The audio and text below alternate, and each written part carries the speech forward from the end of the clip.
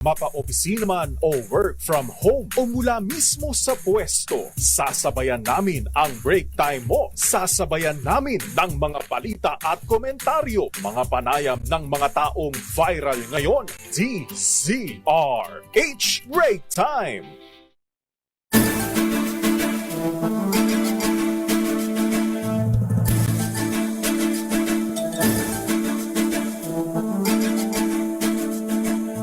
Magandang hapon, ngayon ay ang ikawalong araw ng buwan ng Setyembre taong 2023. Happy birthday Mama Mary at 108 days before Pasko na lamang. At narito na po ang inyong mga tagapagbalita ngayong araw, ngayong oras para sa isa na namang edisyon ng Break Time. Ako po, Thea Pecho Corpuz.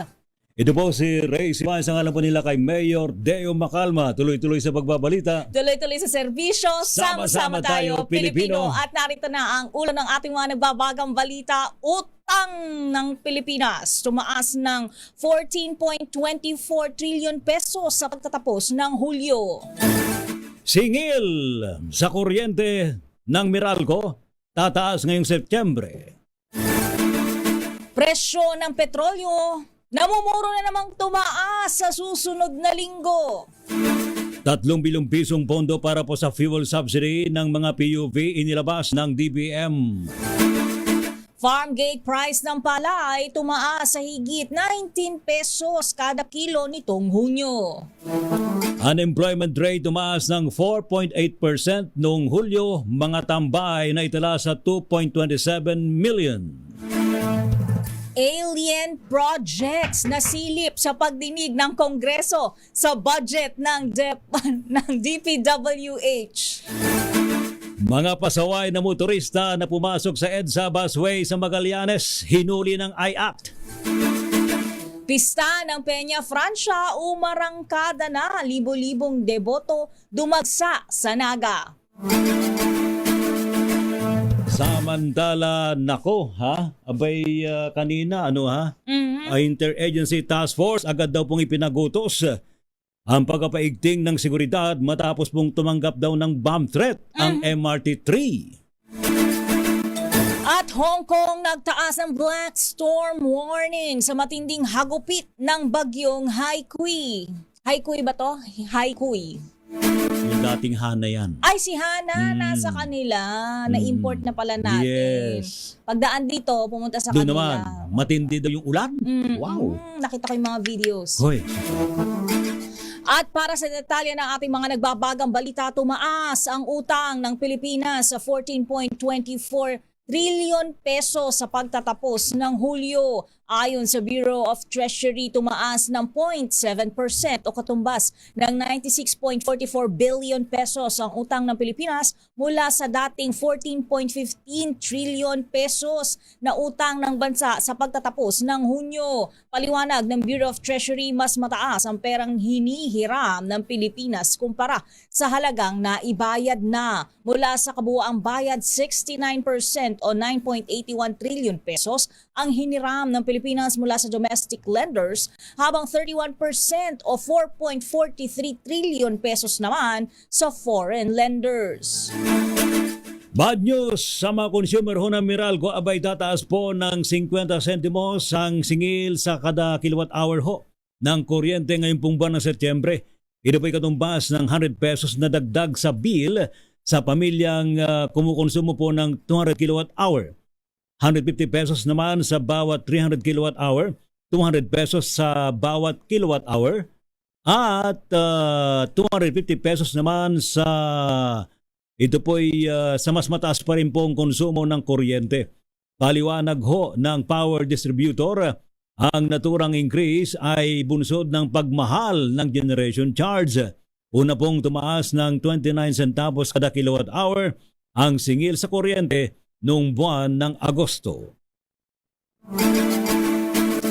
Samantala, sa lahat mga motorista, full tank na nyo dahil tataas pa rin ang presyo ng mga produktong petrolyo sa susunod na linggo. Ito ang sinabi ni Director Rino Abad ng Oil Management Bureau ng Department of Energy ukol sa magiging presyuhan ng petrolyo. Ginawa ni Abad ang pahayag ng i-anunsyo ng Saudi Arabia at ng iba pang oil-producing countries na magbabawas sila sa produksyon ng krudo hanggang katapusan ng taon. Ayon kay Abad, noong Mayo pa naging epektibo ang anunsyo ng Saudi Arabia at nararamdaman ng araw ang taas presyo hanggang sa ngayon. Nagtataka si Abad kung bakit nag-anunsyong muli ang Saudi ng bawas produksyon sa krudo, kaya makahanap muli ng dahilan ang malaking oil companies na magtaas ng presyo sa petrolyo. Narito ang pahayag ni Abad. Pero magkakaroon ng pagtaas. Yan po ang ine-expect natin kasi yung Yan ang ine-expect. mga nakaraang 3 buwan, mukhang nasagad na po kasi na-stabilize na po ngayon yung price eh. Pero itong announcement, May bago na alam mo, naman announcement. ito na naman po ang hindi natin makontrol eh. Minsan, tina-timing po talaga nila ito eh. Nang nakikita na rin nila ang nakikita natin na nag-stabilize ang price, biglang gagawa na naman po ng mga ganitong statement na nasa totoo lang, wala namang talagang epekto to sa supply. Kasi ganun lang din naman ang nangyari ng June, July, August eh. So anong ginagawa natin? Wala, consumer pa rin tayo. Wala tayong choice. Parang nag-aabang na lang tayo kung ano magiging laro ng presyo sa world market saka tayo magre-react. Ang may control, yung yung afford. Yun nga. Sana naman maiisip ng ating mga mambabatas, ano nga ba dapat natin gawin dito? Oo. May mga proposal, ibalik na yung OPSF. Alam mo yung OPSF? Ano yung OPSF? Yung Oil Price Stabilization Fund. Ayan. Ito ay buffer fund na inilagak ho ng ating gobyerno. Kung sakali may ganitong tuloy-tuloy na pagtaas sa presyo ng petrolyo, meron tayong mahuhugot na pondo para mabalanse yung presyo ng petrolyo sa Pilipinas. Yun eh. Isa yan. Ang isa pang proposal, ano? bilhin natin ibalik natin na bilhin, kunin yung Petron. Dati tayong meron sarili. Ang diba? gobyerno may-ari dati niyan. Oo. Ano nang nangyari? Bakit hindi Yun, natin mas malaki ma-acquire ngayon muli? ng share ng private sector dyan sa Petron. Para mas makaagapay sana ang mga mamamayan, di ba? Pero merong kunti, katiting lang yata ang share ng gobyerno dyan. Pero dapat Meron pa sana rin kunin natin yung pinakamalaking share uli. Oo, para tayo pa Diyos rin ang mio. may control. Ang Abay, gobyerno pa rin. Wala ang tayong makapagdikta. magawa ha? Kasi tulad niyan, nagkaroon na ng production cut ang Saudi Arabia. Nakakala natin matitigil na pero tuloy-tuloy pa rin pala. Oo. Tapos sumama pa ang Russia. Ayan. Mantakin mo yun? Oo, Ha? tali-tuloy ang mga kamay ng mga Ay, Diyos mio. mamamayan, di ba? Sa taas ng presyo ng lahat ng mga bilihin, damay-damay sa petrolyo. Dapat magbisikleta na tayo. Kung kakayanin ng hindi ko, maglalakad na lang ako. Samantala, inilabas ho ng DBM ang 3 bilyong pisong pondo para sa fuel subsidy ng mga pampublikong transportasyon.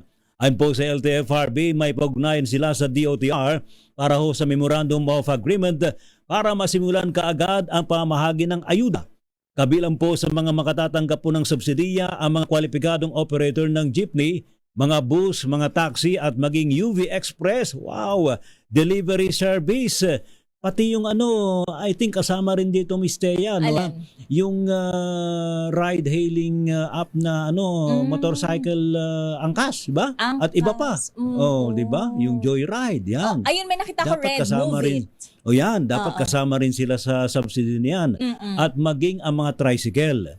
Halagang 1,000 piso daw po hanggang 10,000 piso ang posibleng matanggap na layuning makatulong sa harap pa rin ho ng patuloy na pagtaas sa presyo ng petrolyo. Kung may tinatawag na unstoppable, ito talaga yun. Yung Oo pagtaas nga ng eh. presyo ng mga Grabe. bilihin.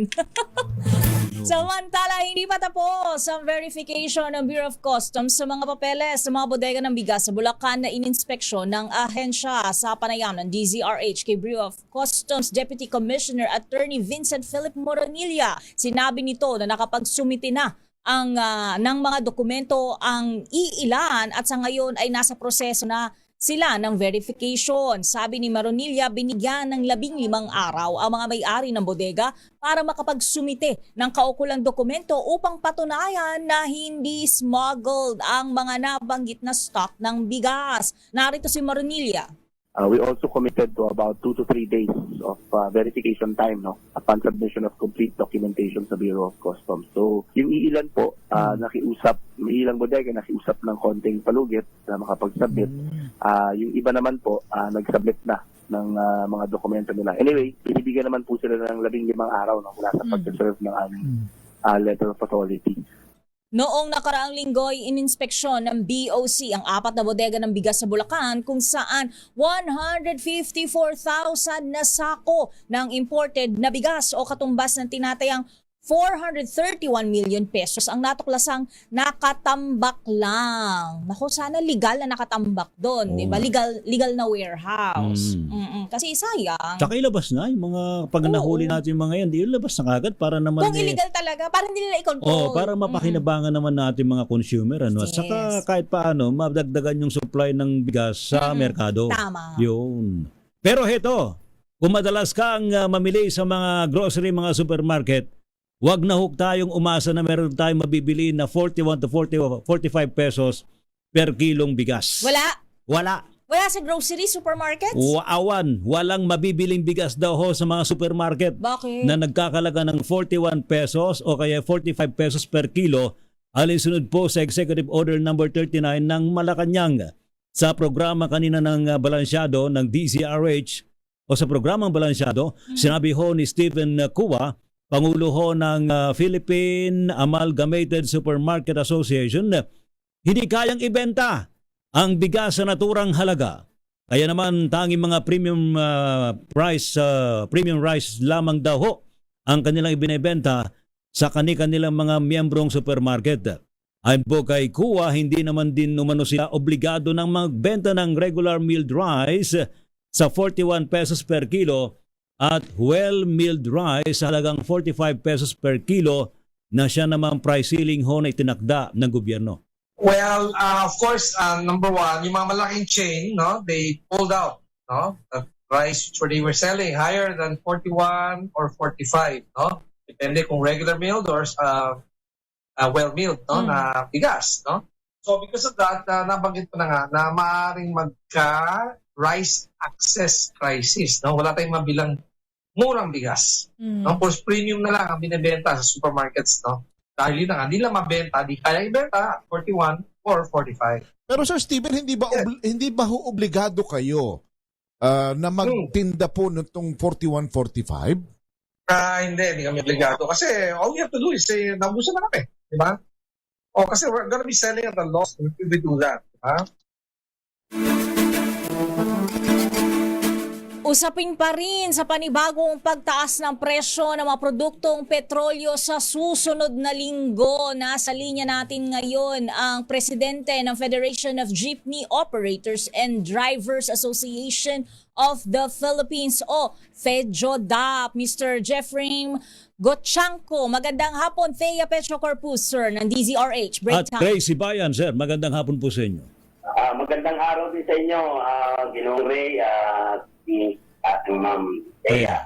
Magandang hapon. Magandang hapon din po sa mga nakikinig. Kumusta na ho kayo? Ano ho ang magiging hagbang po rito na inyong sektor? Kaugnay po nitong patuloy yung pagtaas sa presyo ng petrolyo, pero meron naman daw pong fuel subsidy na ibibigay ho ang gobyerno. Opo, tama po kayo ron. Sa ngayon, pinoproseso po yung kanilang itinapangakong fuel subsidy sa Pantawid Pasada. Nakakalaga po 6,500. Pero alam naman po natin na hindi din po ito kaagad makagagamot dahil kami po yung pulse ay agad kami pagtaas po ng presyo. Totoo po. Tapos agad yung kikitain namin, ilalagak muna namin at mag-aabono kami dito sa pagtaas na to. At ito po yung hanggang Disyembre pa po ata ito. Tama. Ng DOE. Oho. So bukod hubar, yes sir. Bukod hubar rito, ano pa ho ba ang inyong nais pa rin pong hilingin sa gobyerno para naman po kayo ho mismo, inyong sektor, makaagapay po dito po sa patuloy yung pagtaas sa presyo ng petrolyo? Tama po. Yan nga po ang aming pinag-uusapan sa aming DOTR Secretary sa Bautista. at ang atin dito sa LTFRB. Alam niyo naman po, no, na bukod pa po sa pagtaas ng pagtaas ng presyo ng ating panggatong, nag-file na rin po kami ng additional 2 pesos per increase for per 4 kilometers. Yan po yung medyo, kumbaga, tatabla lang naman po kami. Tatabla lang kami. Hindi naman po namin gustong sakitan ng ating mga mananakay. Kaya naman po, uubuti naman po kasi yung presyo itong crudo o ng panggatong. Dito sa amin kinikitan 500, yung 200 mapupunta po rin. Kawawa naman po talaga ang kasuperan. Yun naman pong subsidy. Napakatagal po at napaka-ikli po paano yung solution lang po ito. Tapos nun, ilang araw lang po magagamit yun para ipangtapal. Yung long term po sana, maibalanse. Maibalanse po po nila at yung kami pang kinakaharap na pinipili sa consolidation process. Alam nyo naman po, at kastusin nyo naman po ng mga operator din yung consolidation process. So, ang kalagayan po talaga ng aming industriya, ang operator, ang mga driver, lagi po na lamang po nagsasakripisyo. Yun ang alam panawagan namin sa ating gobyerno na sana ito may mahabang solusyon naman na ilatag para naman po dito sa aming hanay. Ang pagtataas po ng presyo ng mga produktong petrolyo ay hindi natatapos sa susunod na linggo. Ibig sabihin, hanggang sa mga susunod pa po na linggo ay tataas pa po ang presyo nito. Ano po ang maihihiling ninyo sa pamahalaan? Kasi nabanggitan ninyo itong subsidiya ay sabagat na pa-appreciate ninyo. Ano lang to? Band-aid solution lang. Band-aid solution, Ha? pansamantala lamang. Yung subsidy. Pero ang ano po ang mas pangmatagalan na nakikita ninyo, sabi niyo rin ay sana ang presyo ay balansehin sa paanong paraan? Ang ating po naman kasing pamahalaan, maaari naman po siyempre maglagay ng subsidy mismo po sa ating fuel. Ito ba na sana po mabawasan man lang sana yung nabayaran namin mga buwis dyan. Baka malaki naman po ang may babawas. Tama yung binabagit ninyo, sir. No? Dapat siguro tanggalin mo muna yung VAT sa fuel. Malaking bagay yun ha? Oo. Opo, tamang-tama po. Parang nasa gano'n makapag-adjust naman po kami. Yes. Diba, makapag-adjust, mabawasan man lang kahit 50 o 60 piso, o ganyan. Malaking bagay po yun Kaso pag tinanggal Sir Jeffrey Gochanco ang VAT, 'di ba, kay Ray, sabi nila hindi lang naman ng mga jeepney drivers, hindi lang PUV drivers and operators ang makikinabang, general population talaga siya, kaya mahirap. Opo. Sabi po kasi, sapul na kagad kami ng pagtaas ng crudo o ng panggatong, sapul na rin po kami sa pagtaas ng mga produktong kinakain o yung common natin inibili. Sila po mas mabilis mag-adjust ng presyo, samantalang pamasahe sa amin, abay dinidinig pa po ito ng ilang buwan. Marami pa po kumukontra dito. Magkano, sir, yung pong isinusulong ninyo ngayon na dapat pagtaas sa singil sa pasahe? Hiningi po namin sa unang 4 na kilometro lamang, wala naman na sa succeeding kilometers, 2 piso po. Short ride, so magiging 14 pesos na po ang minimum fare. Opo, sa isang traditional, magiging 14 at yun naman ating mga modernized unit ay magiging 16 dahil air condition. Yun po yung makakabawi lang naman po kami doon dahil during rush hour lang naman talaga kami sasabihin natin napupuno ang sasakyan. Mas mahaba rin yung oras na ilang piraso lang, tumatakbo ka, ito ba, gumagastos ng malaki po sa ulo talaga. Ito ho ba nasa LTFRB na, sir? Opo. So, may mga hearings na ho ba? Anong status ngayon ng inyong panukala? Actually, nakapag-hearing na nga po kami, kaya naman po, pinagsasubmit kami in parties at nagawa na rin naman po namin informal petition na sinasado to peso per file. Kaya hintay na lamang po namin kung ano ang magiging resolution. Dahil dadaan pa rin po ito after na ma-solusyon hanggang NEDA po. Pag inarang pa po ng NEDA, malamang dagok na pong abutin namin. Kamusta po yung inyong apela noon na kapag tumaas ang presyo ng petrolyo ay otomatiko na po ang adjustment ng pasahe? Opo, yan po ay isa sa aming pinag-usapan. Sabi po namin yung kung adjustment formula na ito po ang halaga ng gato o ng gas. Ito rin po ang magiging katapat na presyo ng pamasahe. Automatically, kahit wala po petition yan. Kasi Matik na, Inaasunan matik. po yung formula na yan. Opo. Samantalang, ang sabi po kasi, hindi naman daw nila yan panahon. Mhm. That was past na po yung panahon na during Delta time pa yan. Nakakapagtaka naman po, pero yung Oo. Delta time din, na consolidation, tinutuloy nila.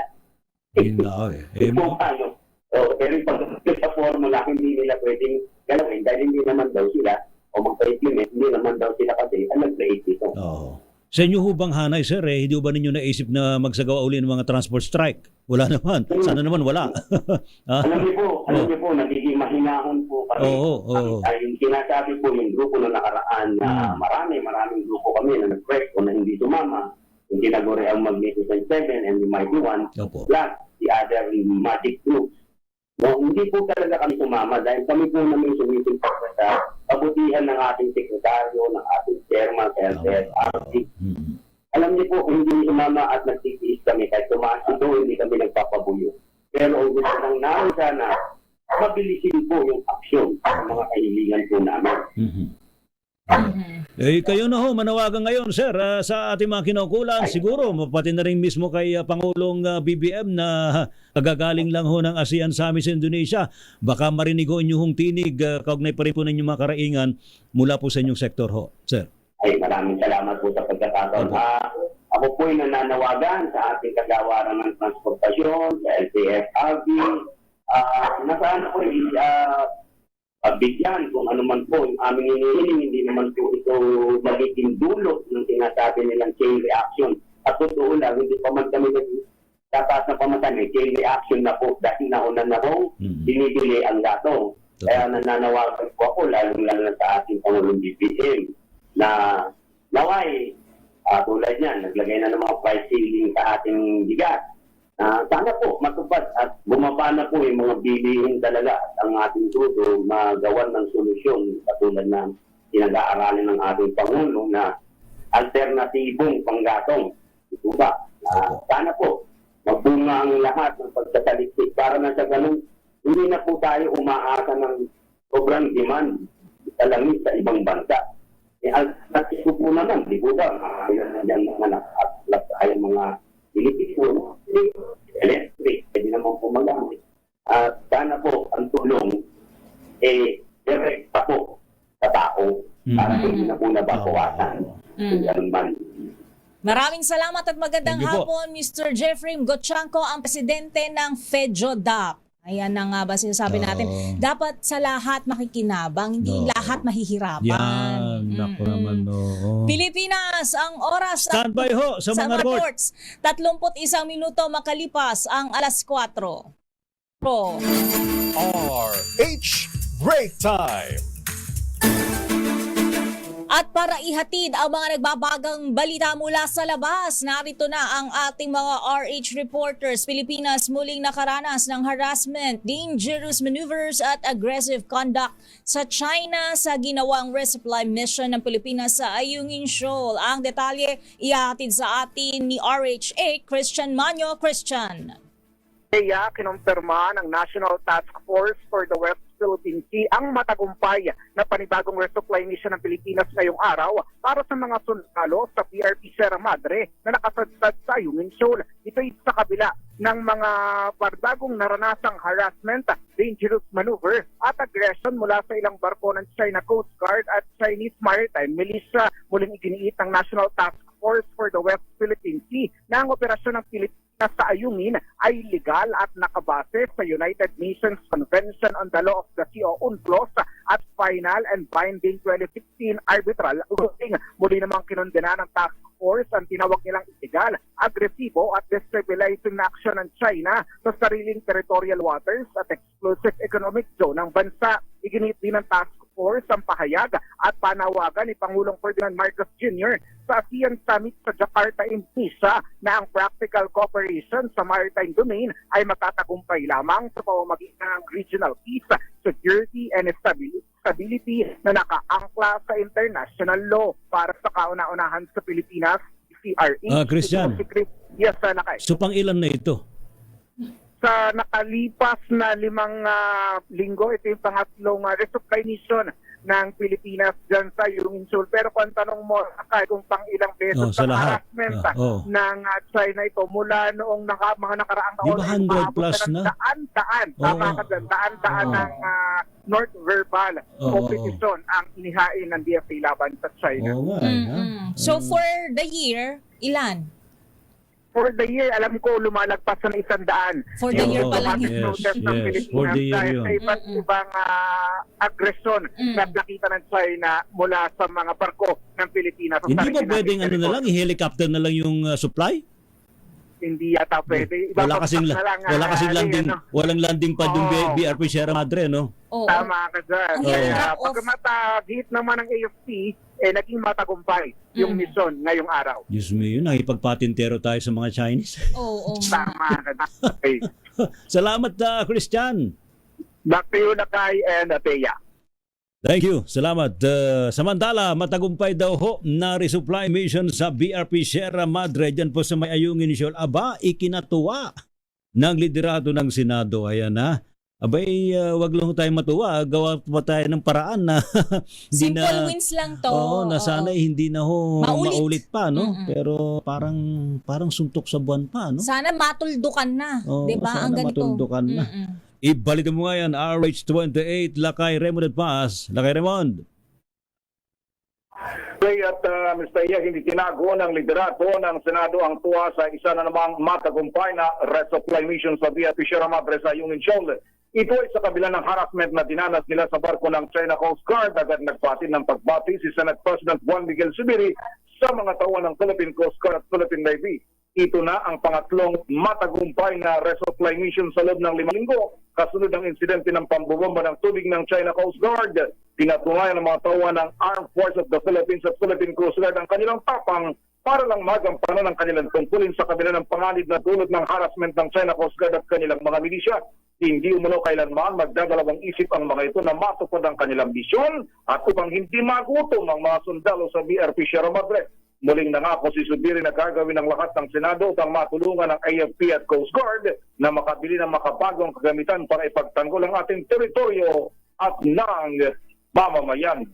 Para sa kauna-unahan sa Pilipinas, DZRH, ito si Raymond Advaz, tuloy-tuloy sa pagbabalita, tuloy-tuloy sa serbisyo, sama-sama tayo, Pilipinas.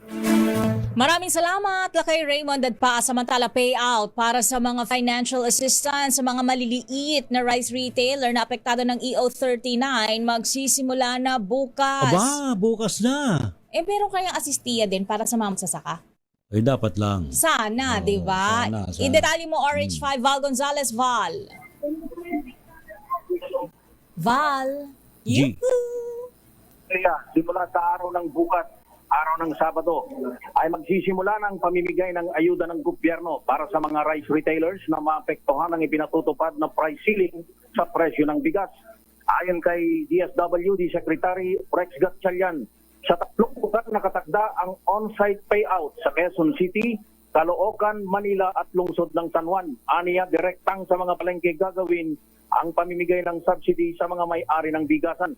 Ito ay sa Commonwealth Market, Quezon City, may Paho Market sa Caloocan City. Bukod kay Secretary Gatchalian, kabilang din sa inaasahang tatlo sa kick-off ng pamimigay ng tulong sa ilalim ng Sustainable Livelihood Program ICDTI Secretary Frederico Pascual. Mula 5,000 piso hanggang 15,000 piso ang tatanggaping subsidy ng mga retailer beneficiaries. Una nang sinabi ni Secretary Gatchalian na lahat ng mga rice retailer sa mga palengke, maging mga sari-sari store na nagtitinda ng bigas, ay isinama na rin sa mga tatanggap ng ayudang may kinalaman sa implementasyon ng Executive Order No. 39. Ito aniya ang instruksyon na ibinigay sa kanya ni Pangulong Ferdinand Bongbong Marcos Jr. dahil nakikinig at naiintindihan aniya ng Pangulo ang pinagdaraanan ng mga rice retailers. Para sa kauna-unahan sa Pilipinas, DZRH, ako naman Val Gonzalez, tuloy-tuloy sa pagbabalita, tuloy-tuloy sa serbisyo. Sama-sama tayo, Pilipino. Thank you, maraming salamat, Val Gonzalez. Samantala naman, DICT, walang kakayanan na kilalanin ang mga nasa likod daw po ng text scams. Abay, ang dami ng mga text scams na talagang binabaha ngayon ang National Telecommunications Commission. Ibalita mo nga yan, RH12, Milky Rigunan. Milky. Rhea Tea, umamin ng Department of Information and Communications Technology na hirap ang ahensyang kilalanin ng mga nasa likod na mga naglipa ng text scams. Sa deliberasyon ng panukalang 2024 budget ng DICT, kwenesyon kung bakit marami pa rin ang mga scam text messages kahit itinatutupad na ngayon ng SIM registration law. Paliwanag ni Alexander Ramos, Executive Director ng DICT Cybercrime Investigation and Coordinating Center, gumagamit daw mga sindikato ng mga pre-registered SIM cards sa kanilang operasyon. Ang kay Ramos, nakapagpasok din sa bansa ng mga bagong makina ang mga sindikatong nasa likod ng text scams na hindi kinakailangan na gumamit ng SIM cards.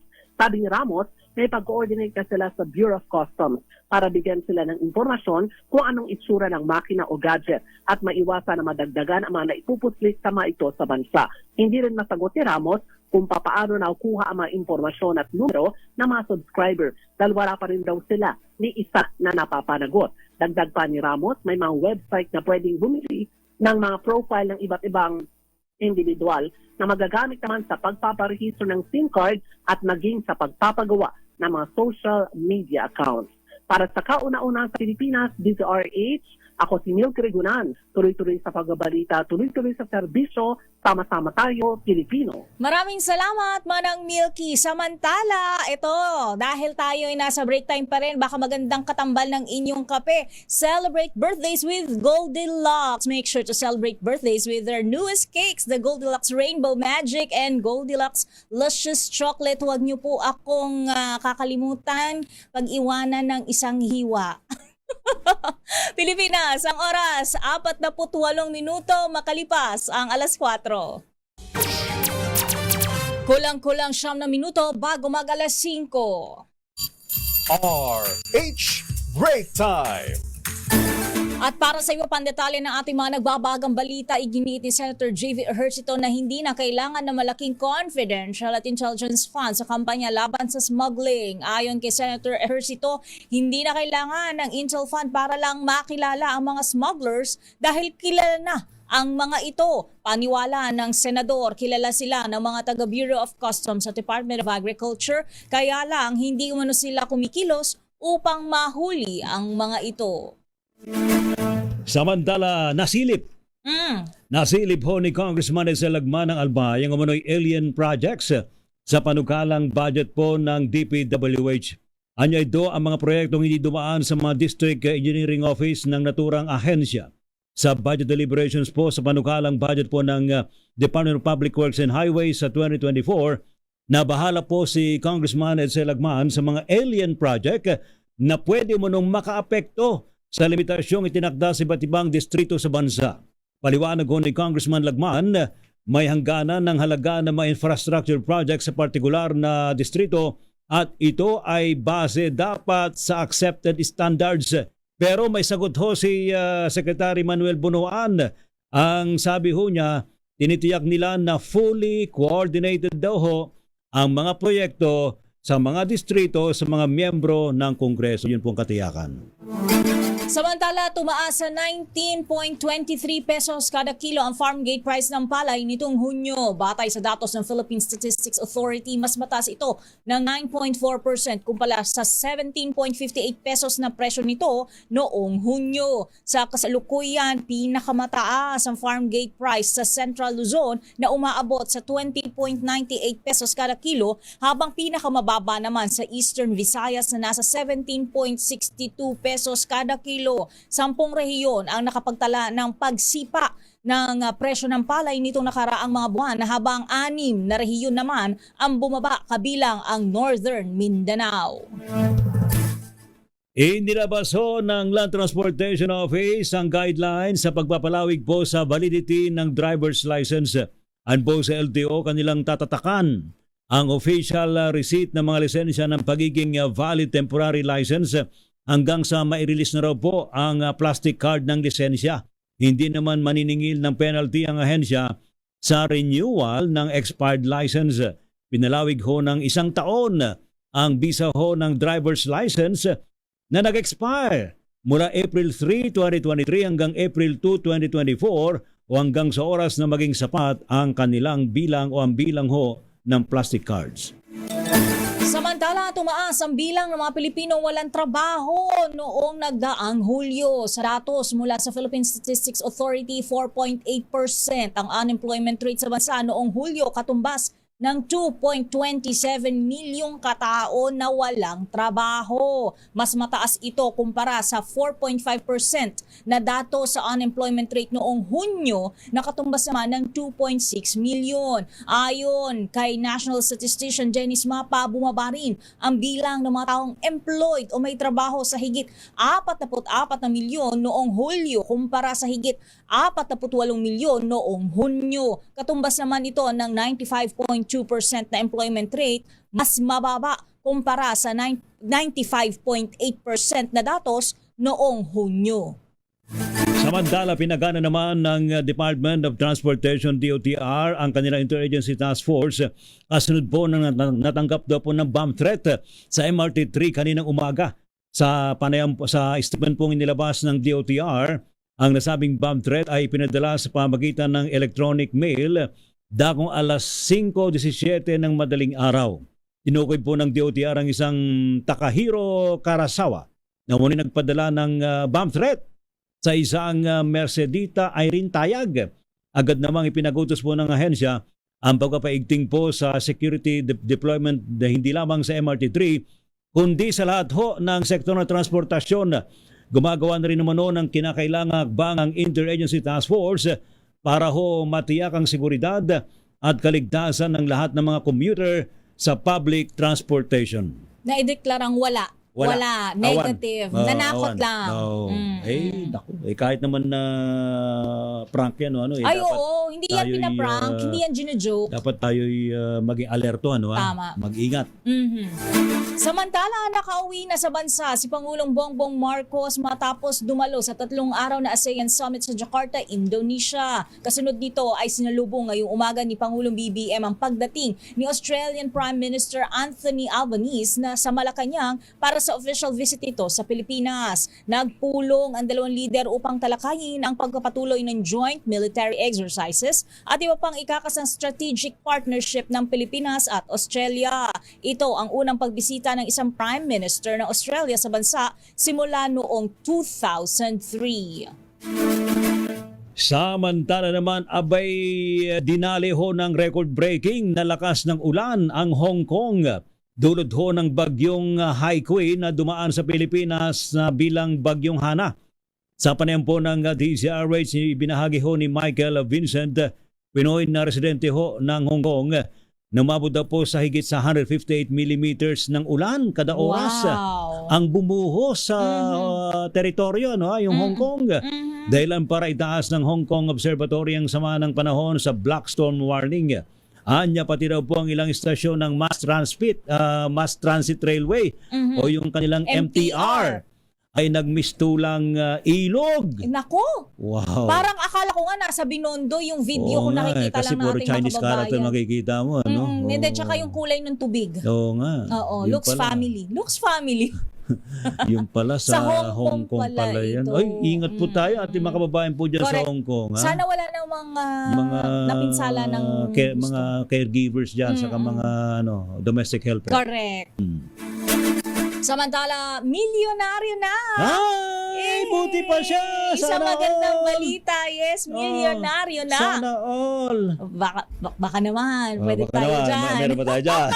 Ang isang magsasaka mula sa Pagsanhan, Laguna, nang mapanalunan niya ang jackpot prize sa Grand Lotto 655. Ayon sa Philippine Charity Sweepstakes Office, isang dekada nang tumataya sa loto ang magsasaka bago niya natamaan ang 29.7 million pesos na premyo. Sabi ng PCSO, ikinuwento na magsasaka na dream come true ang kanyang pagkapanalo at plano na nga raw niyang bilhan ng bahay ang bawat isa niyang anak. Napakaswerte ng mga supli. Per anak may bahay? Wow!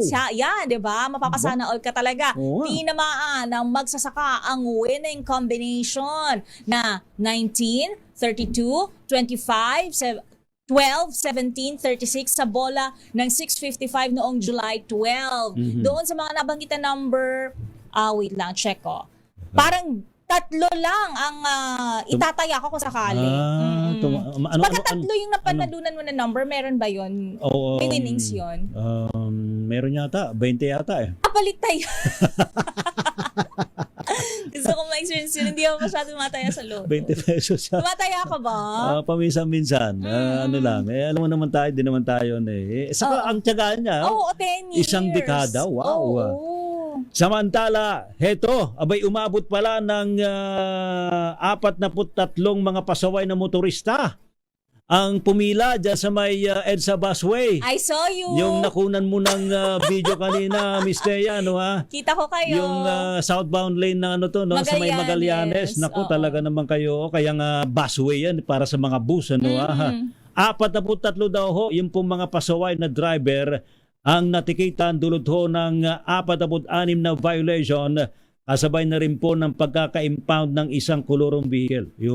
Ganda ng shot niya na. Putol diba? Ang galing. Yan po ay nireport mismo ng Interagency Council for Traffic o IAC. So, ang dito, ang ticket para dito 1,000 piso, ano? 1,000. So violation fee. So nakaipon ng 43,000 ngayong laki ng kinita hapon. dyan ng IAC. Alam mo, kadalasan kasi kay Ray, yung area na yan, talagang pinapasok ng mga pribado. Kasi mga gusto nila, mabilis. Parang sila nasa expressway. Kala nila expressway. Ngayon, kayo ang natrap dyan. Ako. Samantala, dinagsaho ng libo-libong mga deboto ang translation procession sa Naga City. Kaugnay po ng pag-arangkada po ng selebrasyon ng kapiyastahan po ng Peña Francia sa naturang lungsod. Nagsagawa rin po ng prosesyon para ilipat ang imahe ng Our Lady of Peña Francia mula Basilica Minore patungong Old Peña Francia Shrine. Base po sa crowd estimate ng PNP, nasa 350,000 katao daw pong nakilahok at sabik nga hong masaksihan ang prosesyon ng Inang Peña Francia sa Naga. Yun. Tatagal pala yan ng September 16. Happy birthday kay Mama Mary. Yes, today is Mama Mary's birthday. At wag din po niyong kalilimutan bukas sa Gabi ng Misteryo, 10 to 11 p.m. Pag-usapan natin ng mga himala at aparisyon ni Mama Mary. Sabi ni Nora, walang himala. Oo nga. Pero 9-9 ka pala bukas. Ayan. 9-9. Yes. At sabi nga dito ni Digna na nakikinig daw ay nanonood sa atin. Grabe daw ang ulan kagabi dyan sa Hong Kong at ngayon lang nagbaha ng ganyan kagrabe. Grabe. Grabe pala ito si Hana. Hana pala yun. Dating Hana sa atin, Hai Kui, sa kanyang international name. Ingat po tayo dyan sa Hong Kong. At ito na nga, ang ating showbiz balita. Willie Revillame, niluluto na ang programa sa PTV at IBC. Dalawang stasyon ng gobyerno ba ang paglalagyan ng programa ni Willie Revillame? Sino ang mga magiging co-host niya? Apply na, Aliyah Ikatlo the Fourth. Kay Ray at Miss Tay, yung mukhang kumpirmado na nga ang chismis na lilipat na ang game show ni Willie Revillame sa government-run television stations na PTV at IBC.